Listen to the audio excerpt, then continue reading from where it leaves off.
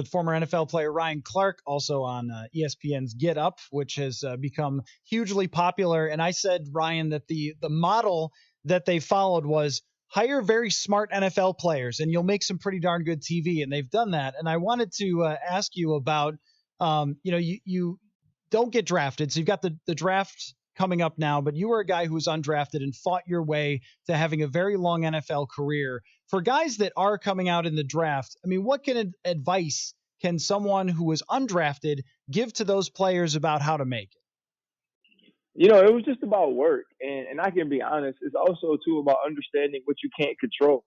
Heading into my first training camp, I knew I couldn't control how the coaches saw me, how many reps they would give me, but I could control what I did with my time. Mm-hmm. And that was it. And one of the stories I remember more vividly than any was getting on the plane to go to New York, my first training camp, my mother giving me a hug and telling me, go get a job. And I remember walking and thinking to myself, well, there's no way I'm coming back home. I'm going to make this team. I'm going to stick. I'm going to have an opportunity. And that was just the way I see it. And you just can't cut yourself. And that's what it was for me. And then we get an opportunity to go to Washington and playing for a team that didn't care how you got there. Mm-hmm. That was the blessing. I'm on the field, and our starting secondary was Walt Harris, Sean Taylor, and Sean Springs. It was 3 first-round draft picks and an undrafted free agent, and I was that undrafted free agent. And I never took that for granted. The opportunity I was given, the opportunity I had to make a career and a life for my family, because people didn't care which way you got there. It was about what you did in the present. Yeah, and as a reporter, it's always interesting to me to ask any undrafted player, because there are just so few. I mean, you go into a locker room and there's 3-4 guys, and they had to fight their way all the way up. And somebody for the Minnesota Vikings who is poised to get paid some money, Anthony Harris, very much like yourself, had to start with practice squad, special teams, and then work his way up. And now the Vikings franchise tag him, and they're in kind of a precarious situation, Ryan, with their salary cap. I wonder what you think of, and maybe you have safety bias here, but paying 2 safeties a lot of money, and Harrison Smith and Anthony Harris at the same time, not something teams generally want to do, but Harris has been very good. There's also some really good potential draft picks here, and Antoine Winfield, Xavier McKinney, and so forth. So if you were the Vikings, how would you handle this situation? It's a hard situation. You look at a guy with 6 interceptions, and, Anthony Harris is one of those guys. If you go back to his college film, he's a very good player. Mm-hmm. So this wasn't a guy who just came out of nowhere, who had never been productive. And so these are some things that if you scout the game and you watch the film, that maybe you could have predicted. When you look at what we had in Pittsburgh, Troy's obviously one of the greatest players to ever play the position, which is why he's, become a first ballot Hall of Famer. And at the time, I'd end up going to a Pro Bowl, and I played and started for a lot of years.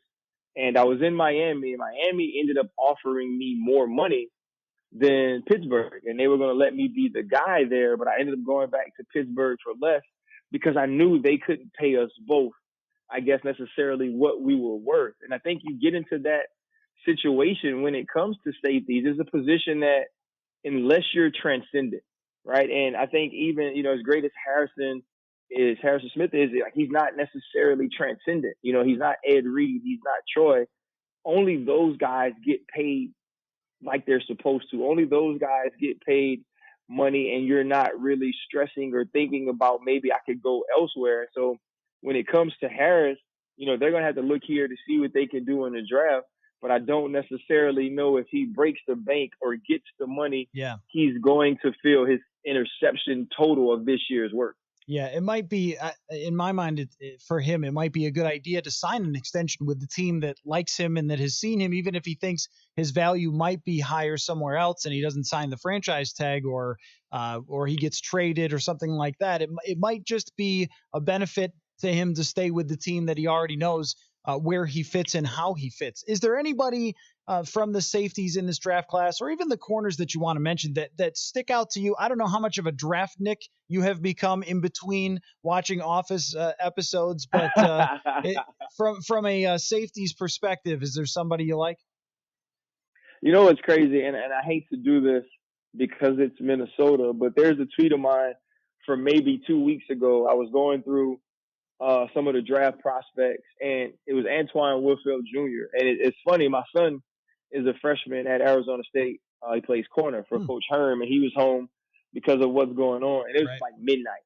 And I shoot him a text, and I'm like, I need you to Google Antoine Winfield Jr. I need to go watch his highlight film. And and he's watching it, and he's texting me from his room. We're texting back and forth. Um, and I trained Grant Delpit. I ran his pro day this past week, and he's obviously a great player. But I think if Antoine Winfield is 2 inches taller, if he's a little bit leaner, a little bit longer arms, we're talking about this guy in the top 15. Mm-hmm.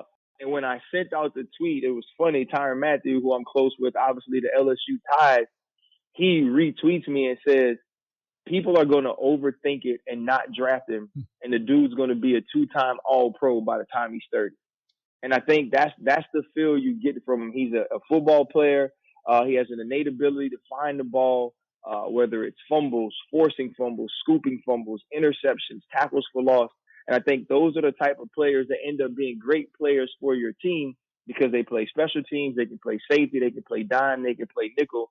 So he's the guy I'm very excited about coming into this draft. And I just, with him, watching him quite a bit, obviously as a Gopher, you just can't like find instincts, right? I mean, you can't really train instincts or teach them where you could see he's just natural at everything he does. And of course, his dad, you would have seen his dad playing. You guys were around the same era.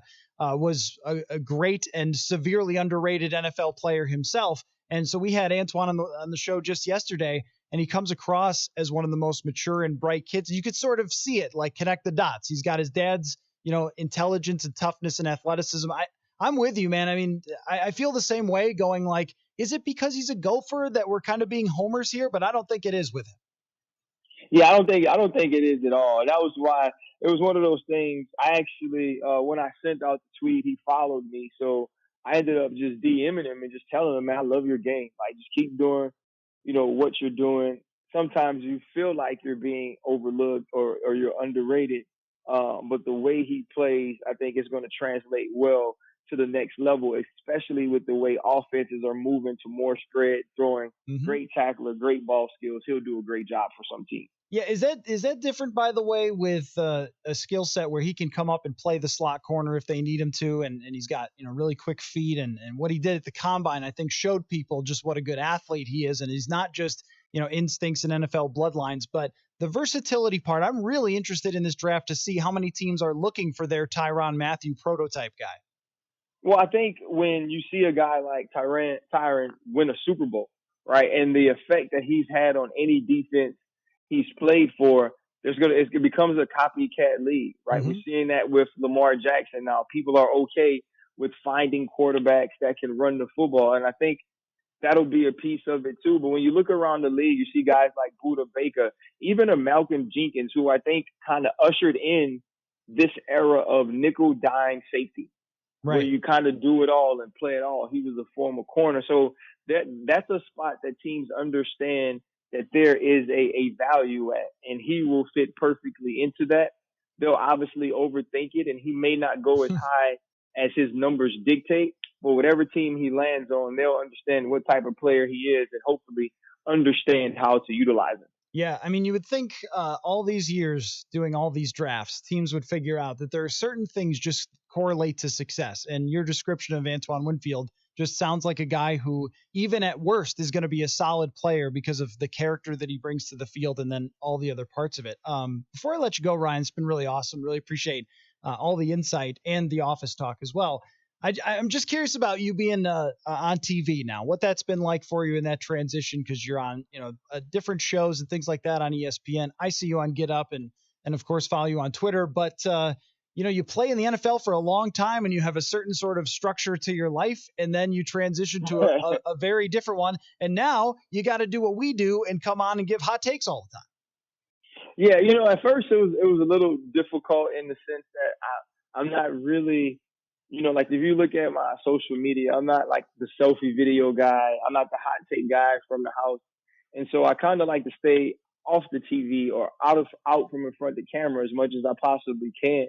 But I think when you're on, you owe it to people to be excited about having a great job. Mm-hmm. You Yeah. owe it to people to study it, to put your heart into it, to actually know what you're talking about and give valuable information in your opinions. They're still your opinions. They're not necessarily right or wrong, but you want to have them based in fact. And so that's all I try to do. And more than anything, man, I think people forget that we're entertaining. Yeah. You Right. know, I'm Right. I'm I'm not I'm not trying to every time I come on, I'm not trying to stat you to death, number you to death, because you can Google that. You know, the same way we talked about Antoine Winfield Jr., everybody knows about the interception numbers, but how does that play into the league? And I think that's our job as former players is to kind of give people a perspective of how we saw the game, how we see it now, how those things translate. And so it's been exciting. You know, you mentioned Get Up. It's cool to have a show like that where personality is important. And, you know, I continue to try to grow in this business, but it's one of those things that if it stops being fun for me, I think I'll just have to hang it up and do something else. Yeah, for sure. Well, I don't mean to heap too much praise on you, Ryan, because you're a humble guy. But from my perspective, I just thought it was such a great idea to bring on smart football players and have them explain football. It's a complicated game, and there's so many cliches in this game that you can really just wash away and break down. And there's an appetite for it with how much people love the NFL. So when Orlovsky's on the board, or you and Foxworth are fighting about something that's really in the weeds, I think people love it, and I think that's one of the reasons that the show has had so much success. So great job on that show, man. Oh man, thank you so much, man. You have a great day. Yeah, for sure. Ryan Clark 25 on Twitter. Thanks, Ryan. And one of my favorite follows and fun to watch on Get Up. So there you go. People don't understand, I guess, that wouldn't know, having not been in a locker room or something, that a lot of the show now is like a Friday locker room where you have, players debating things around the league or in the NBA or whatever it might be very loudly while we sort of work our way around and interview players about the upcoming game and all that sort of stuff. But there's a lot of standing around and hanging out, and Sage talks about that all the time of like that's the parts that NFL players miss. So great to have Ryan Clark on the show. And Jonathan, that's the first actor on the show that you've had that's been in one of your favorite movies. Yeah, the Dark Knight Rises is probably one of the better Batman movies we've ever gotten, besides The Dark Knight, obviously. That scene where I think it's Hines Ward who's actually returning the kick while the field's crumbling behind him. I know, spoiler alert, but the 10-year-old movie at this point, it's still one of the coolest scenes they've done.